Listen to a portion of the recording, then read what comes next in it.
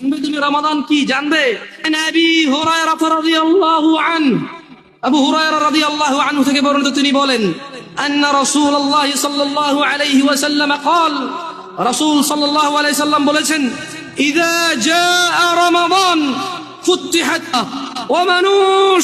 শুনে নাও, আবু হুরায়রা বলছে মুহাম্মদ সাল্লাল্লাহু আলাইহি ওয়াসাল্লাম বলেছে, ইযা জাআ রমাদান, যখন রমাদান মাস আসে, আল্লাহ আল্লাহ আল্লাহ আল্লাহ আল্লাহ, ফুতিহাত আবওয়াবুল জান্নাহ, আবওয়াবুল জান্নাহ, জান্নাতের দরজা খুলে দেওয়া হয়। ওয়া গুলিকাত আবওয়াবুন নার, জাহান্নামের দরজাকে বন্ধ করে দেওয়া হয়। আলহামদুলিল্লাহ, ইয়া আল্লাহ, কি মাস এটা?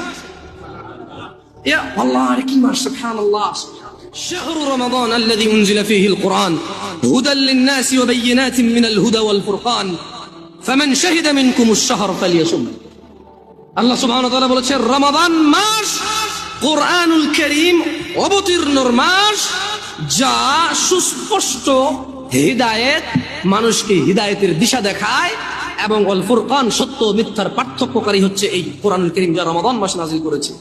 ফামান শাহিদা মিনকুম, আল্লাহর আদেশ হচ্ছে তোমাদের মধ্যে যেই ব্যক্তি রমাদান মাস পাবে, মানে তুমি বেঁচে আসো আর রমাদান মাস আসছে, ফালিয়াসুম, সে সিয়াম পালন করবে।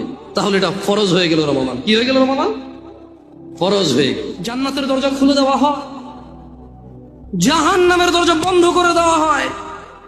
ওয়া সুফিদাতিশ শায়াতিন, এবং দুষ্ট জিনদেরকে বন্দী করে ফেলা হয়।